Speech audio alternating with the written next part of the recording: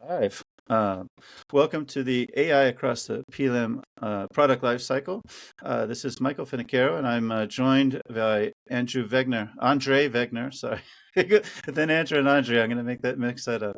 André Wegner of Authentise and Andrew Sartorelli of Synera. Why don't you guys introduce yourself? You want to start, Andrew, since you were the guy that was on time today?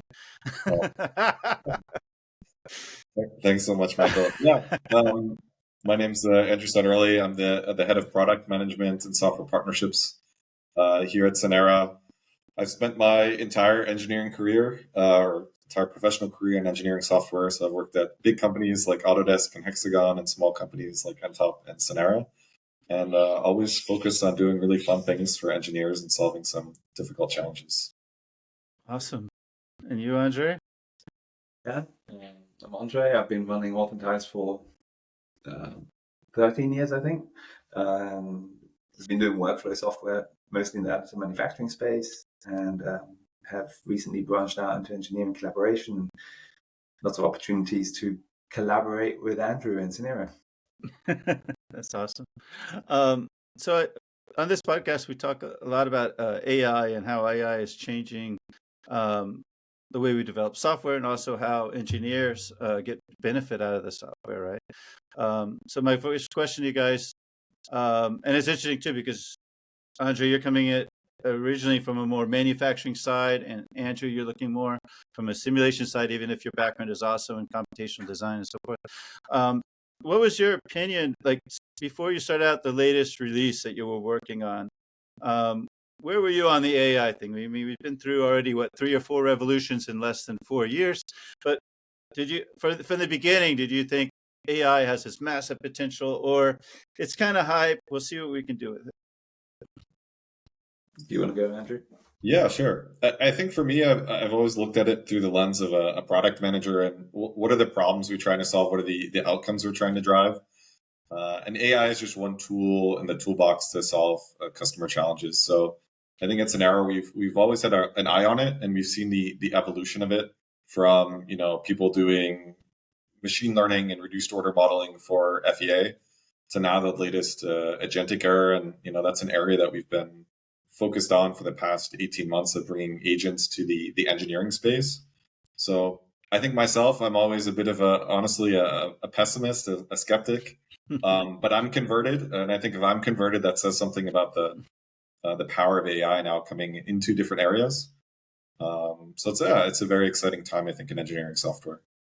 Yeah, me too.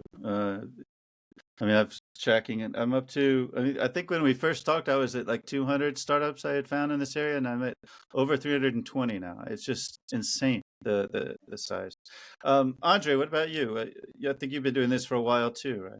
Yeah, I mean, and so like the AI story beforehand has always been, before the LLM explosion, there's always been like everybody says they do AI to their investors, and the clients get a machine learning story, and actually it's just some form of regression analysis.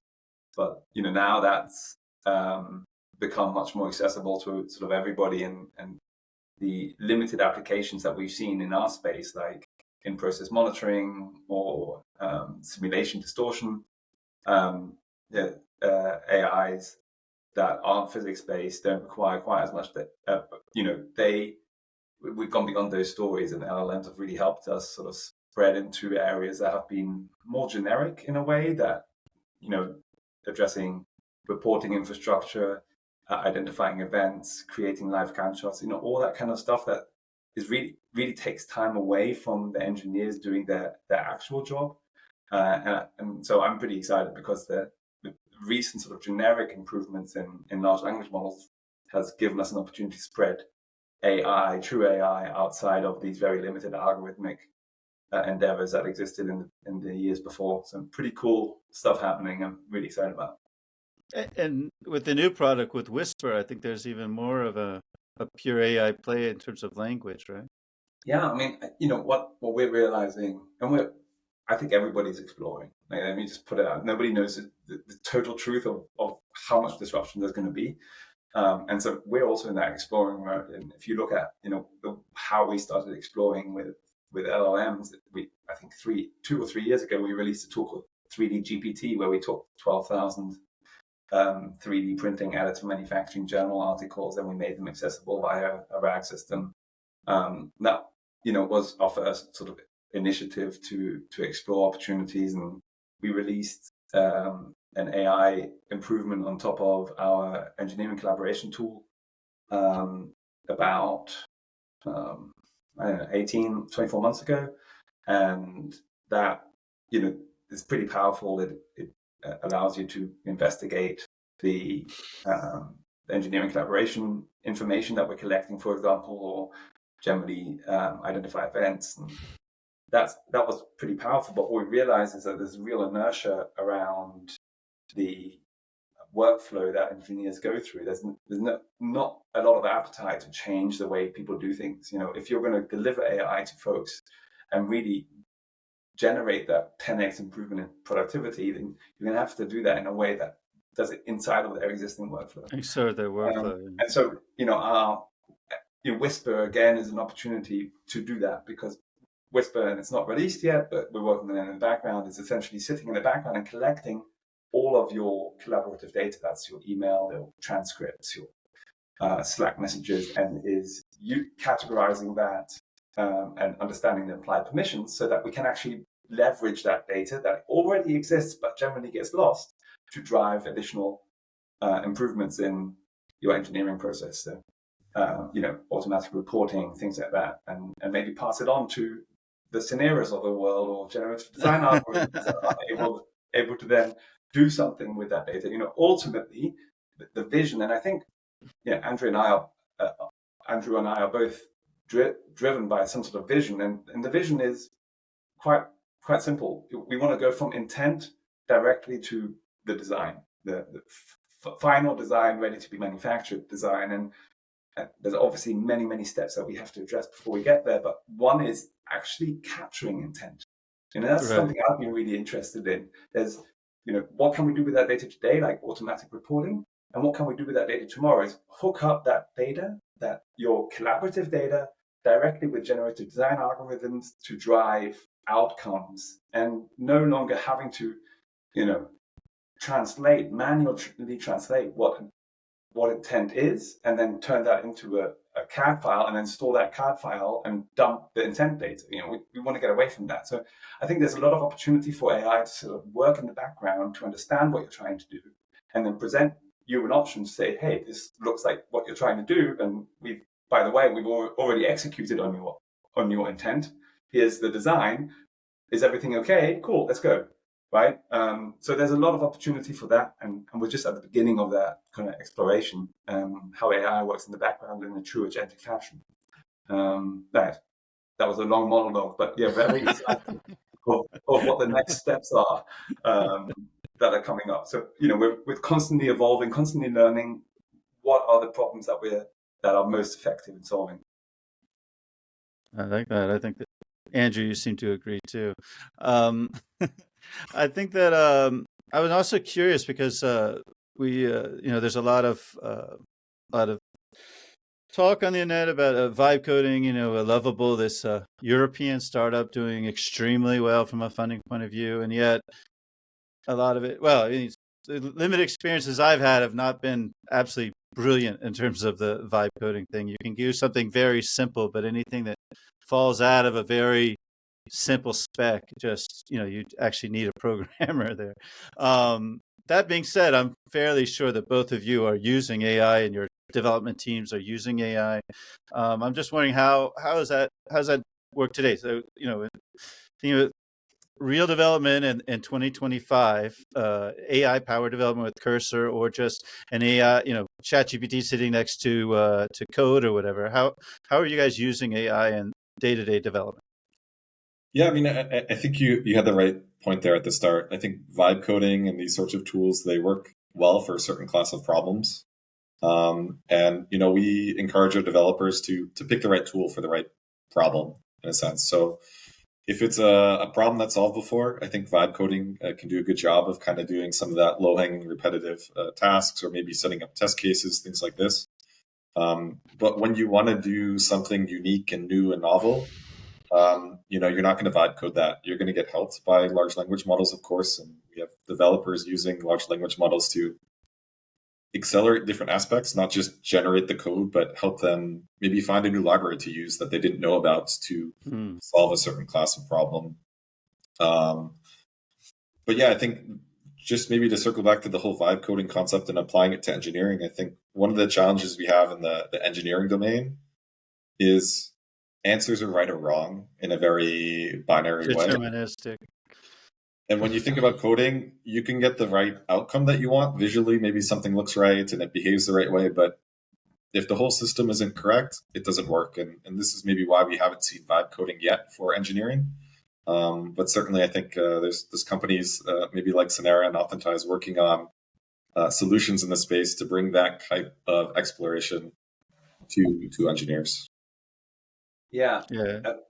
A really ahead, good point there, Andrew. I'm going to come back to that before, same order. I'll answer what we're doing internally and talk about the engineering vibe coding opportunity. But, internally, the two things that have blown me away recently. One is that we no longer do wireframes. It goes almost immediately from concept to functional prototype, right? And that's phenomenal, right? So that's an engineer or a product manager just like vibe coding what it should look like so that we can get real feedback from the customer before we put our time into coding. And yes, the developers themselves have oodles of different tools that they're using, and we've increased our learning budget so that folks can go and experiment with different tools and come back and share those ideas. And we're seeing it in the story point count that developers are doing, who's using AI effectively and who's not. It's very clear that this is a productivity driver.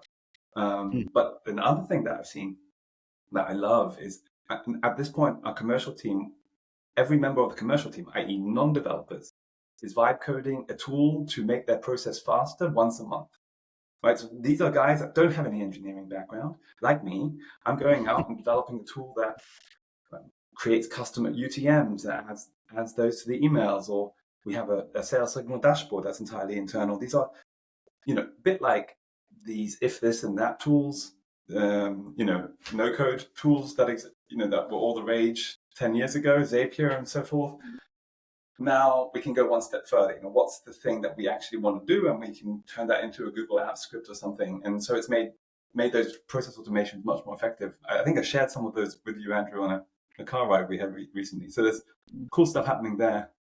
In terms of vibe coding for engineers, we're actually starting a new company at the moment. So Authentise is incubating a whole series of ideas based on the fact that we don't believe engineers are using AI nearly enough, right? And there's one company in particular I want to call out, Maneuven, that is leveraging AI specifically for reverse engineering. The reverse engineering problem, you might have heard that the latest Defense Authorization Act in the US has required the US DOW to qualify 1 million parts for advanced manufacturing processes by 2027. So huge opportunity. At the moment, we're probably at about 100, maybe 200 parts that are qualified. So a lot of work to do. And to do that, we have to up the ball game with in regards to AI. And we've identified 12 steps in the reverse engineering process where AI can yield substantial productivity improvements.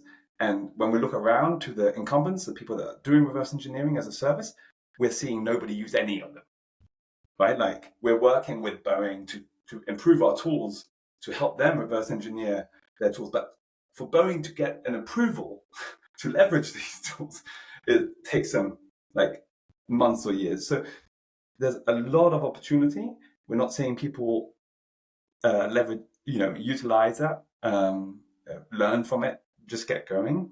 And so I'm not even talking about actually creating the 3D model from a drawing, right? I think Backflip and the models, the foundation models that are being created to drive 3D modeling are still in their infancy, and the maturity of those tools is just not there yet. But there's a whole slew of understanding existing drawings, creating bonds, generating manufacturing processes, DFAM, in-process monitoring, inspection, report generation, a whole bunch of different process steps where AI is super important. And so I think that the message out there is, if engineers aren't adopting these tools, their organizations are likely to be disrupted by organizations willing to engage very deeply in leveraging these tools. Interesting. And so in the current version of Synera and threads and so forth, where is how present is AI either when the customer's actually using a chat or whatever, or behind the scenes you guys are using AI? That would be interesting to know where are the touch points between your app and AI and the user. Yeah, maybe from the Synera side, I mean, we've released with our last release what we call a multi-agent system builder, so you can actually construct systems of multiple agents that interact and work together to solve problems. And then, that's what the creative of the process sees. They see this nice little canvas to construct things, and then the people that are consuming it, right? Because generally there's one person that knows how to make the process, but then there's 100 people that maybe need to interact with the process. They get a chat interface where they get feedback back to them about what's going on. So that's, I would say, the most direct interface with AI that our customers see. But there's lots of ways that we've seen it applied in Synera previously, like creating pipelines to feed these traditional machine learning models and things like this with simulation data, CAD data, so that you can create a foundation model at the end of the day, because you need a data set of tens of thousands of data points to feed that model. And then we're working on some other areas where maybe there's going to be AI used, but it won't be so directly apparent to customers, which is kind of, for me as a product manager, the best way to approach this problem is, if customers don't even know there's AI there solving the challenge for them, it's just an amazing solution to a problem. So we're looking at ways to help people create training data for AI models using AI models, and in a way that it feels natural, feels inside the product. It feels like it's just a nice way to interact with things without being, hey, this is AI. I think that's the best way to approach these things. Yeah, I think so too. Yeah, that's cool.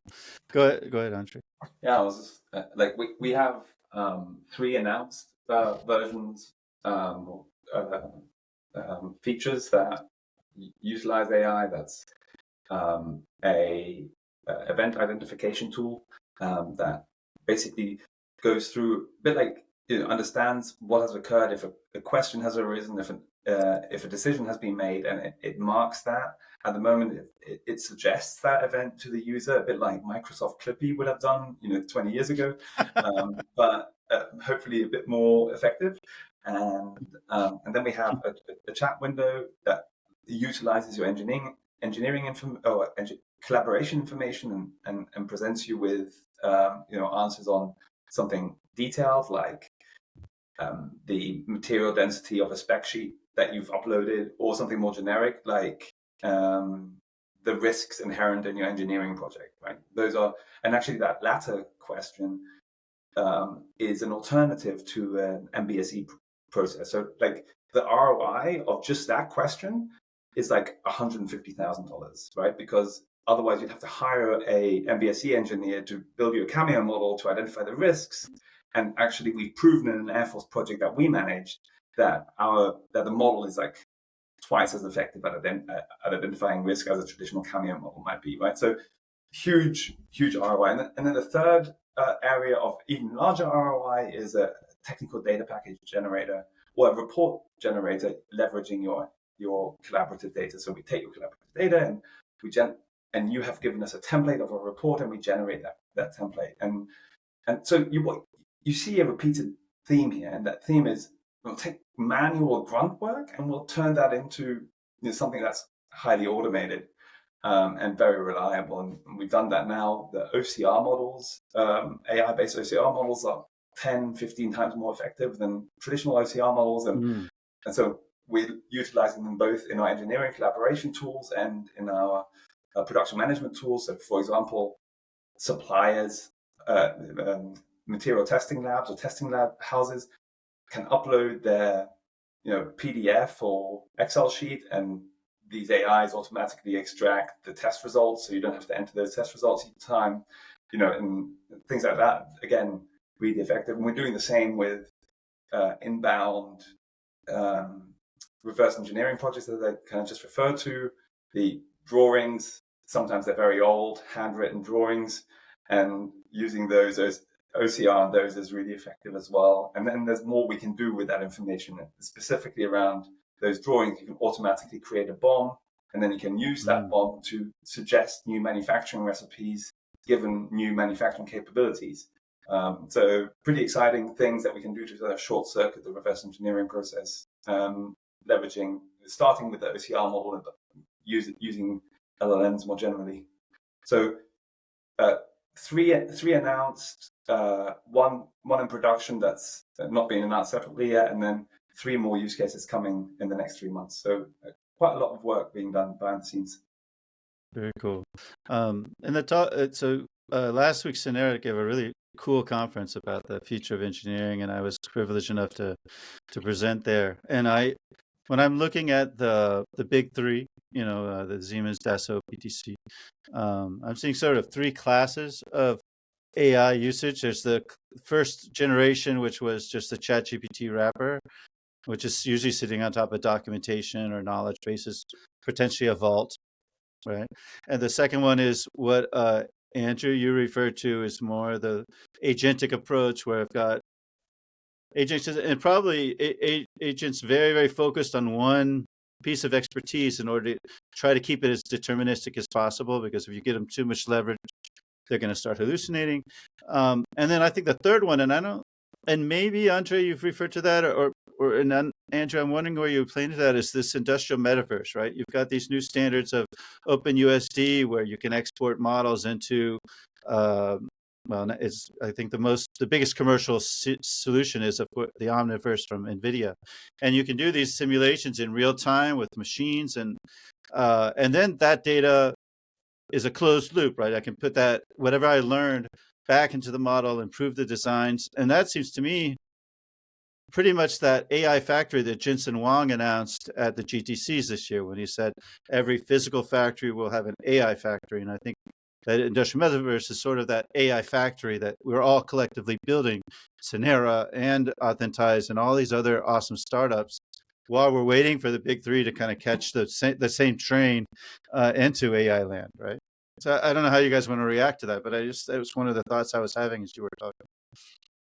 Yeah, I mean, I think, as Andre said, all of us in the, I think, engineering software space are building towards this common vision of where we kind of see the direction of the future, but it's going to take us time to get there. And there's a lot of stepping stones along the way.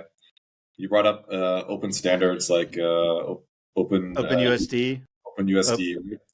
I think standards are a great way for us as an industry to collaborate and work together and make sure that, my biggest pet peeve is I have to redo what I've already done before in the past.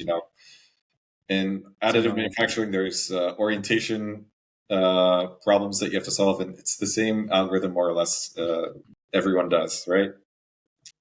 But everyone needs to have that, and I think standards are a great way that we can make sure that André is working on the problems that his company is best suited for, Synera is working on the problems we're best suited for, and in the end, we can bring all of these together and create a really compelling solution for engineers at the end of the day. And so, I mean, for agents and the agentic era, there's things like MCP. I'm sure André is working on things there. Synera, we're working on a lot there as well. A to A, so that agents from different companies can start to work together and collaborate together. I think that's really going to bring about, this new era of open ecosystem, hopefully, in the engineering software space, because at the end of the day, engineers, they work with products from one of the big 3 or all of the big 3 and a list of other vendors. And we just need everyone to kind of collaborate, which has been a challenge in the past. But I think this new AI agentic era is going to force that collaboration, which is pretty exciting when you think about the types of challenges we're going to be able to solve for folks. And so if we want to have this digital twin of the product at the end of the day, well, you're going to need to do all the hard work beforehand to get to that point of having that ideal end state. And so you also said one thing I want to pick up on, which is this determinism.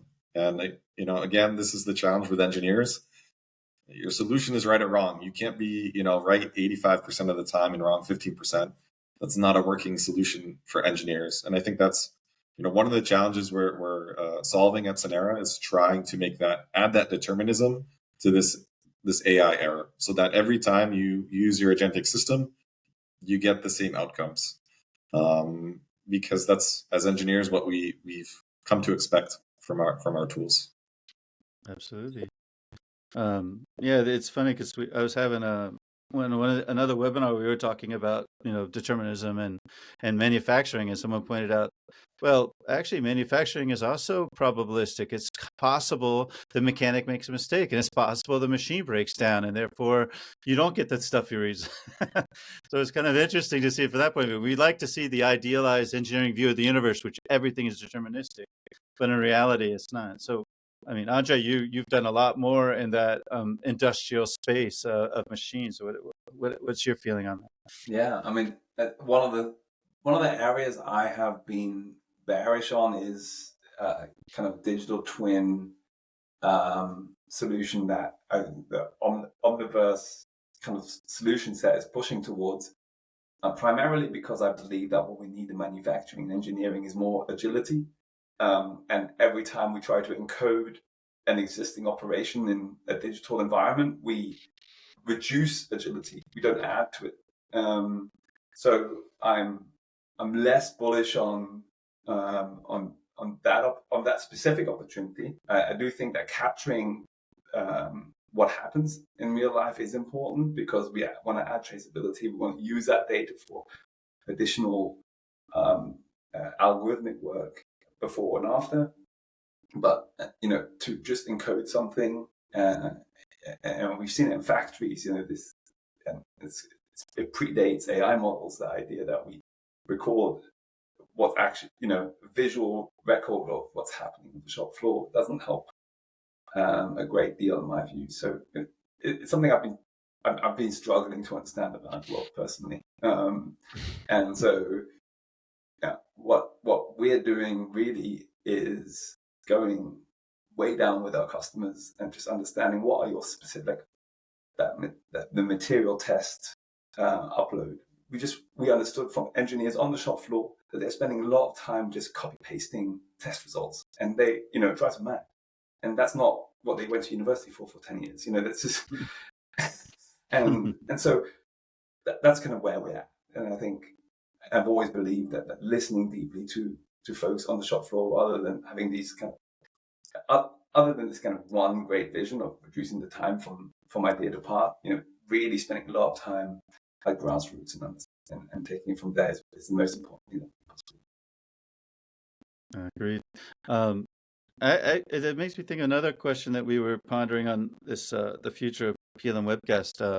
I had a professor on, Patrick Hilberg, really good PLM guy, and he posed this question, and I thought it was really good. And maybe you guys are both on either side of this thing too. He was saying, like, these problems that Boeing had with the 737 Max, right? They were engineering problems. So in a perfect world, would PLM have solved those problems or not? And it's an open question, and I'm just throwing it at you guys, but I'm just saying how you would react, because I think it's an interesting one. I mean, if we're in the world to make it a better place and to make better products, and yet one of these big products falls out of the sky multiple times, despite having done all the engineering,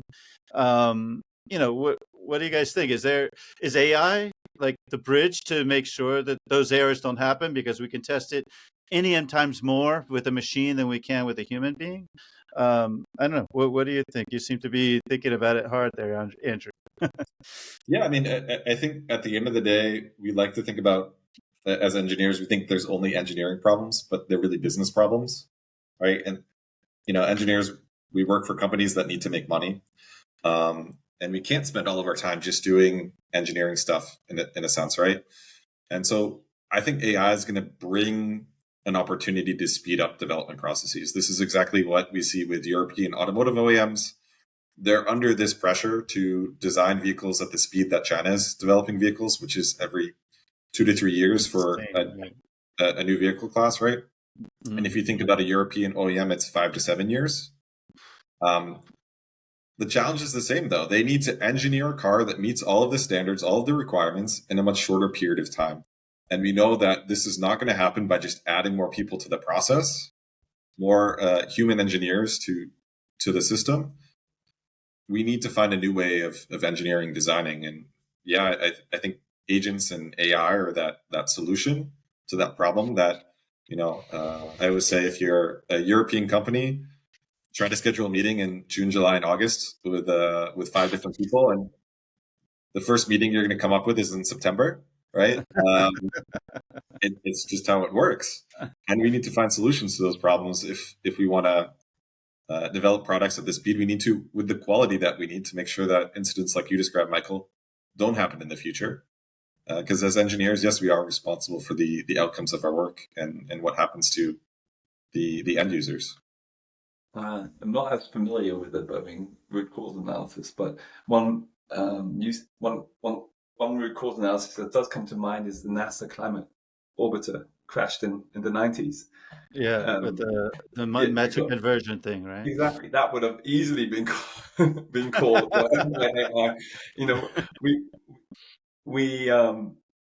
There's a lot. I truly believe that there's a lot of information that we currently just discard that is inside of the collaborative practice between engineers, and the more complex systems are going to get, the more people are going to have to collaborate on them. And it's really important that we leverage that information. I mean, what really pains me at the moment is that, we're reverse engineering things, but we're bringing, and we're doing that basically having to start at, the beginning again, because all we have is legacy drawings. We don't know why decisions were made, why tolerances were added, why materials were selected, and all that jazz. And what we're doing is we're recording it in yet another 3D model that doesn't record any of those, that intent. So we're making the same mistakes over and over again, despite the fact that we have these AI tools available, able to address some of those challenges by taking semi-structured or unstructured data and turning it into structured information. That's kind of the value that we have in these tools. And it's insane to me that we're still making the same mistakes. So, the forums like this, where we hopefully can shake people awake and make sure that they leverage these tools and start using them is an important step. And everybody has to start listening. Agreed. And so I guess I usually wrap up the first part with a question about, we've now talked about AI, your opinion of AI before you started your current release and how you're using it in development. Now we're heading towards the end of 2025. Who knows what AI is going to come up with? I mean, just in the last 2 weeks, we've had the e-commerce platform from OpenAI. Oh, and then we're going to have adult content in OpenAI, which is like just another low, right? I mean, who knows what's going to happen? But how has your position changed on it? Is it fundamentally different, or it's the same? Wait and see. We'll use what's the best in class, and we'll hold off on some of the other stuff. Where do you guys sit on it today? I think I've done a complete turn myself. I would say I think AI and particularly large language models have a place in engineering. They've established a place in engineering by solving fundamental challenges that folks have, whether they're, the low-hanging fruit you're talking about, Michael, of just making documentation more accessible, because who wants to read through a 300 or 3,000 page manual to understand where there was this one comment about something, to having agents accelerate. We saw accelerate engineering processes from weeks to days and hours. It's here to stay. It's going to solve complex challenges. And I think what we're going to see in the future is, today we have language models that are, working on a text basis. I've talked to some very smart folks on my team about AI, and they say vision language models are where it comes next, so that we can start to understand and interpret 3D models. Because at the end of the day, engineers, we don't work with text, we work with physical objects described in 3 dimensions. And so I think when we start to see those classes of solutions come out of the research area, and into commercial software, we're going to start to see some really interesting things done. And, at Synera, we're always building towards this vision of, Jarvis from the Iron Man movies. And I think when we start to see vision language models, we're going to start to see that really become a reality. That's interesting because when I spoke with Mauer at Leo AI last week, he said they've already created an LMM, a large mechanical model. So he's already put like all these mechanical engineering textbooks and best practices and all this stuff into a model, which then if you're inside a 3D part and there's a fillet, it knows what a fillet and a chamfer is, and it can make a difference and say, no, actually it can't be done there because the machine can't get in there, kind of thing. It's pretty interesting that we're getting there. It's not quite fluent in 3D, but it's getting better at mechanics. How about you, Andre? How's your thoughts on AI changed over the last 18 to 20 months? I mean, I'm seeing a lot of data. But basically not. But like the opportunity set that we identified 3 years ago when LLMs first started, or 4 years ago when LLMs first started really making waves, are still the same that we have today. It's been clear to me, and I wrote, I think, a Forbes piece about this years ago, that these models aren't geared towards accuracy, so we can't expect them to replace 3D modeling because that for mechanical design, because that requires accuracy straight out. People are working on those foundation models, but we're still a way away. So let's not fight to do something that these systems weren't created to do, but leverage them where we know them to be good, right? Like using them to turn unstructured data into structure. So it's been about understanding that, which is, the fundamentals of that haven't shifted.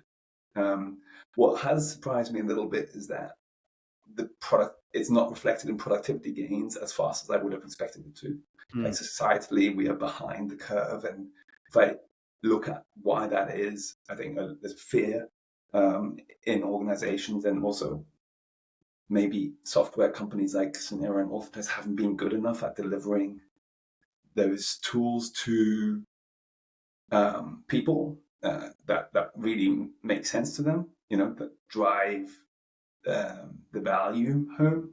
So a lot more work to be done, I think, in delivering the productivity gains of value to users. And once we do that successfully, once it's not like 97, I just saw a survey result that said that 97% of people have used AI, but all of them are less happy now than they were before.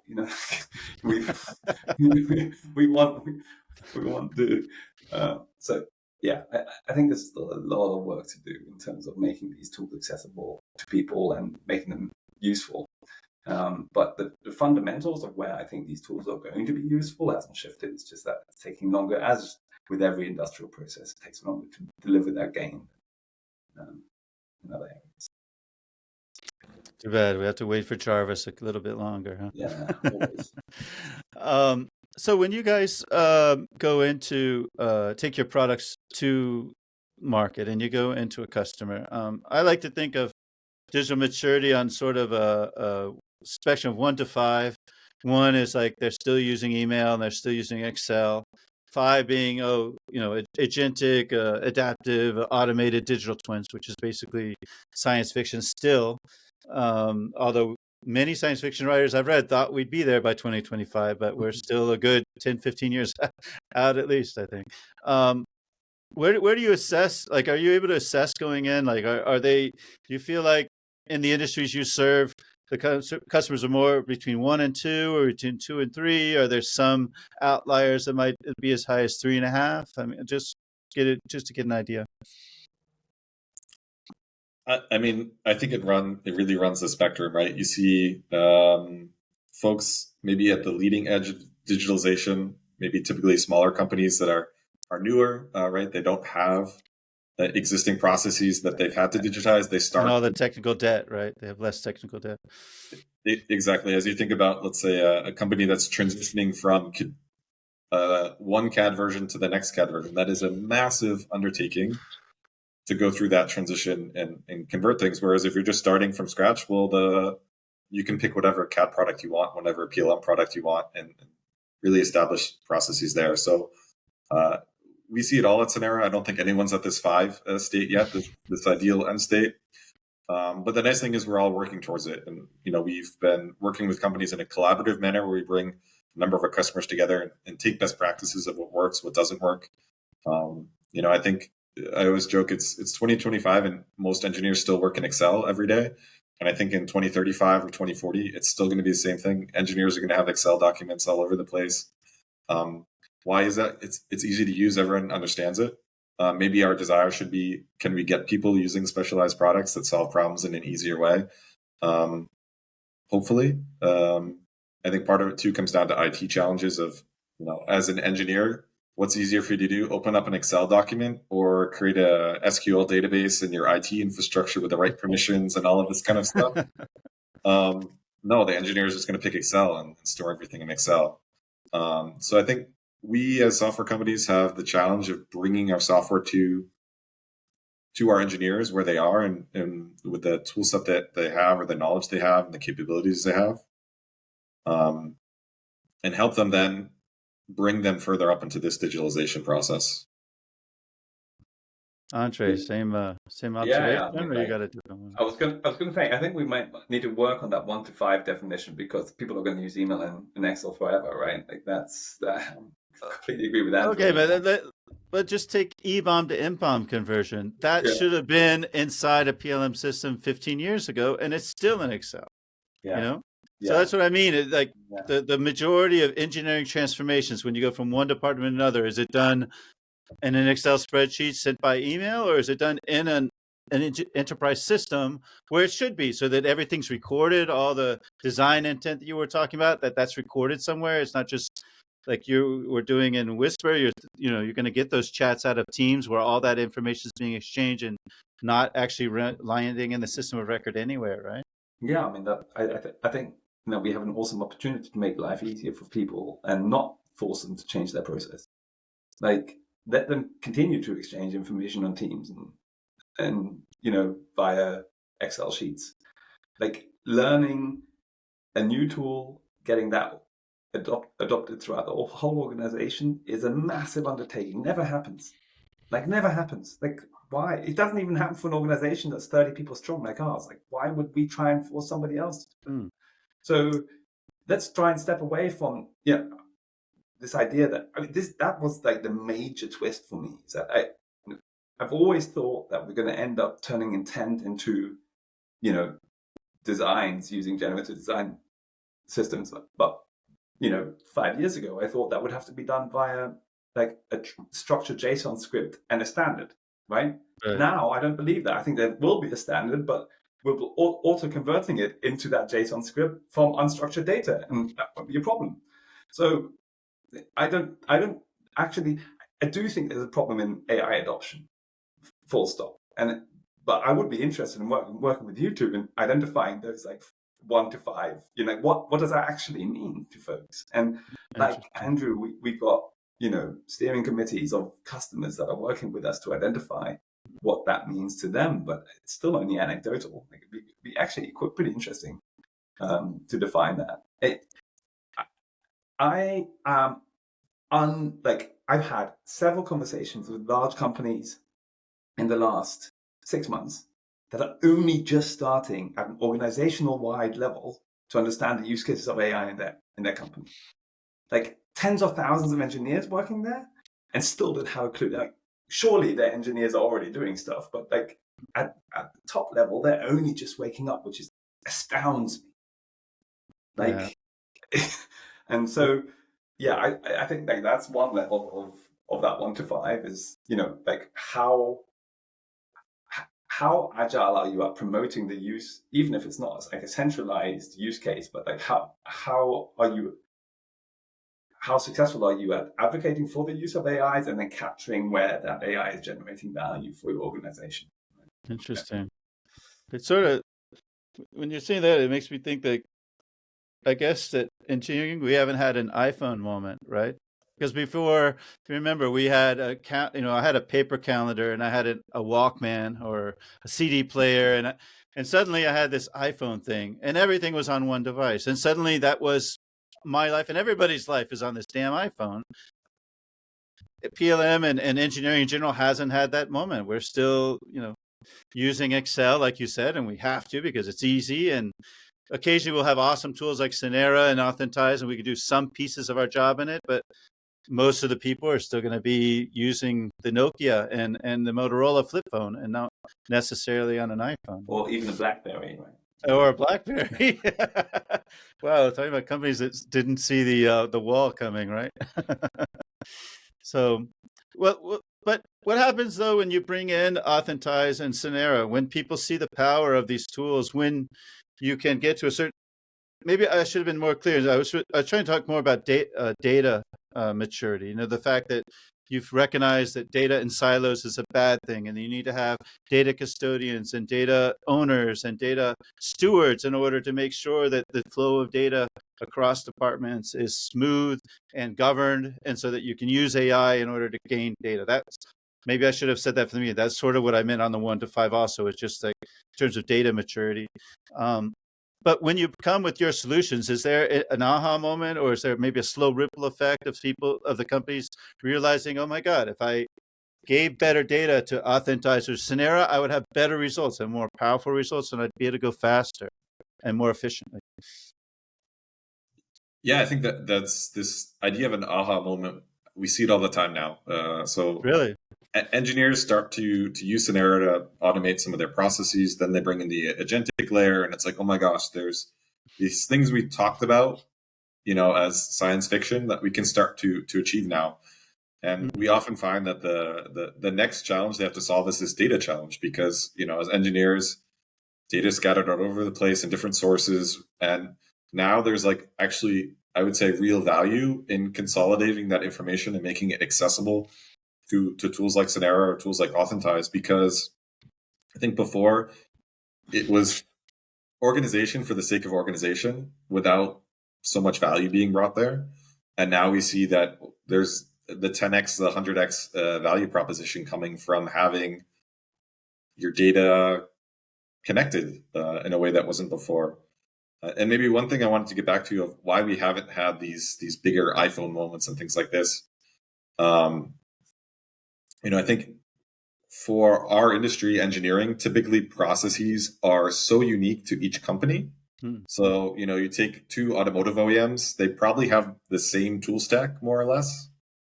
They have the same department names, but the way that they engineer cars is completely different from one another, right?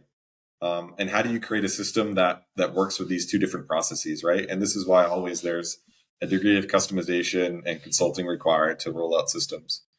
And maybe now, André is talking about working with unstructured data, and that's the advantage of AI, right? You can work with these different data pools and bring it into the right format.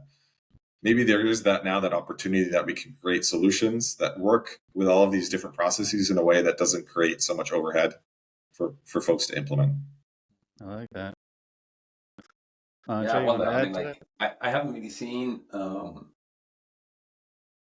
haven't seen a change in the urgency of kind of centralized data repositories.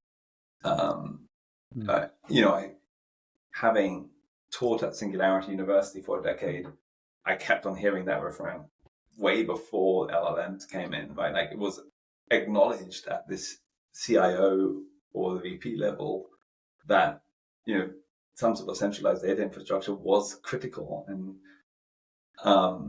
I haven't seen a step change of folks saying, this is either easier or more important now than it was before.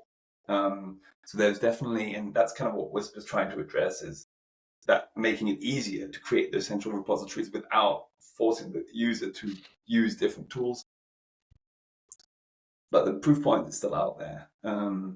So yeah, I think that the aha moments, and Andrew alluded to this, are still stuck at the individual engineering level. It's not at the organizational level yet. And it's really tough for folks to learn, from those individual aha moments and create a consolidated view of what the world should look like for the whole enterprise.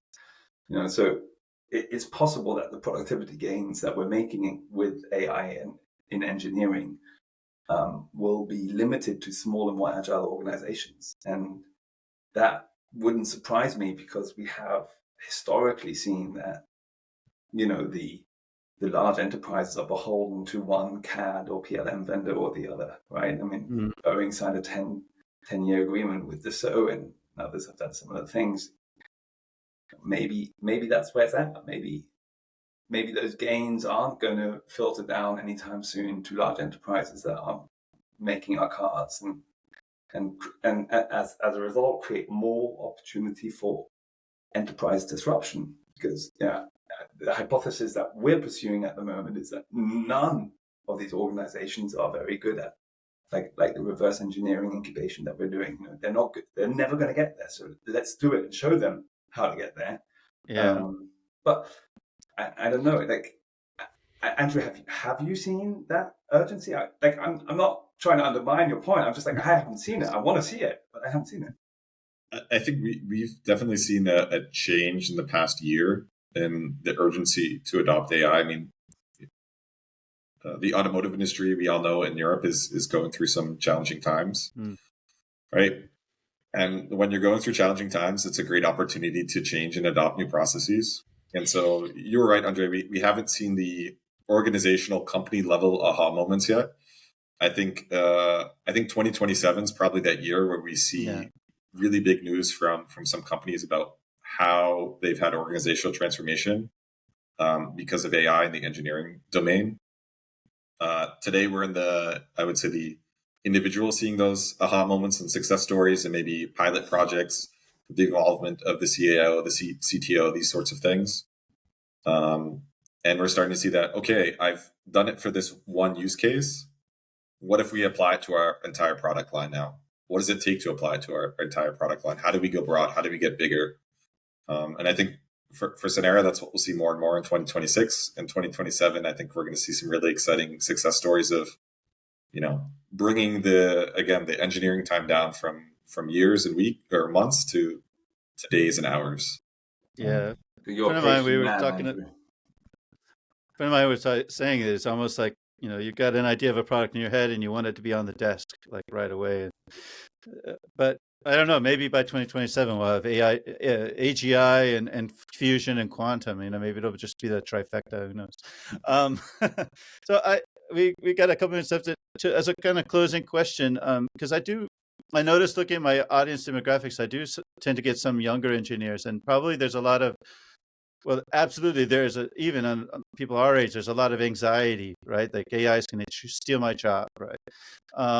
However, I think from what you guys said and what I've taught when I've talked to other startups and folks is that AI should really be creating more opportunities, actually, because AI is taking away the more mundane, repetitive tasks and allowing you to be more creative. So my question to you too, and sort of a closing, is like, what advice would you give to people that are either in transition or starting out a career in order to find the right path that keeps them valuable as a human contributor and not easily replaceable by an agent or whatever?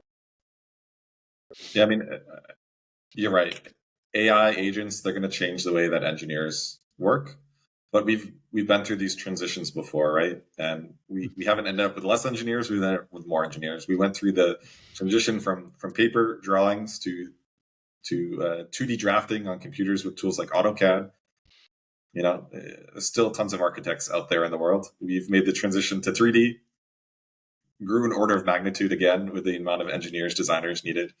And I think AI is not going to be any different. We're still going to need engineers, but we're going to need engineers with different skill sets, right? And so the architects that didn't transition to AutoCAD, they survived for a while, but probably not the longest. The same for the AI era. And I think, we're seeing engineers need a new set of skills, right? To be a prompt engineer, right? To understand how to interact with large language models, how to get the right information out of them, how to have them work in the way that you need, is something that I think engineers are going to need in the future. Like all of us, right? We're all using AI in our jobs. As a product manager, My job is also probably, it is changing dramatically from what it was even just 2 or 3 years ago. So I think it's an exciting time for all of us, and we're going to see a lot of cool new things also possible that we never could have imagined a decade ago. Yeah, in order for that truly to be more opportunity, we're going to need to see productivity gains dramatically increase, and I'm not seeing that, frankly. Full stop. Right? Like we have to. The only way we get more opportunities if we're more efficient as organizations and therefore are able to do more and have bigger gains to be able to employ more people. But it's not filtering through yet. So I think that we really need to start turning these ideas of improvements into actual bottom line improvements. That's a pretty urgent thing to do. That singularity we kept on talking about, we keep on talking about is a generation or 2 generations ago, you had a job for life. Now you don't have a job for life anymore. You have a career that changes every 10 years, right? You used to be a microfinance investor, and now I run a software company in engineering, manufacturing, right? Things change. And I think that, folks need to get ready for that. I see it across my company, and we have engineers and commercial people alike. The single biggest determining factor on whether you're going to be successful or not is if you turn up every day like it's your first day and you bring energy to the table. Like it doesn't, like skills on that powerful. Like it is that easy. You got to like really force yourself to be there, and it's easier to do if you love your job. But the moment you switch off, you've already lost. The moment you express fear at adopting new tools, you've already lost, right? So you've got to turn up with real energy every day, and that's how you're going to be successful no matter what new technology comes along. Awesome. Well, it was a fantastic conversation. I appreciate you guys both taking an hour out of your busy days to just chat with me and then talk a little bit about AI. Did you guys have a good time? Loved it. Thanks. Always great to connect. Thank you. Well, I hope you have a good time. This is Fino once again. I'll be back with a couple of French startups pretty soon in use and SP3D. And in the meantime, thank you. Thanks to Andre and Andrew, and we'll see you next time. Cheers. And then, of course, the recording will be on the YouTube and LinkedIn as usual. Yeah. 1 second. Thanks a lot. Ciao.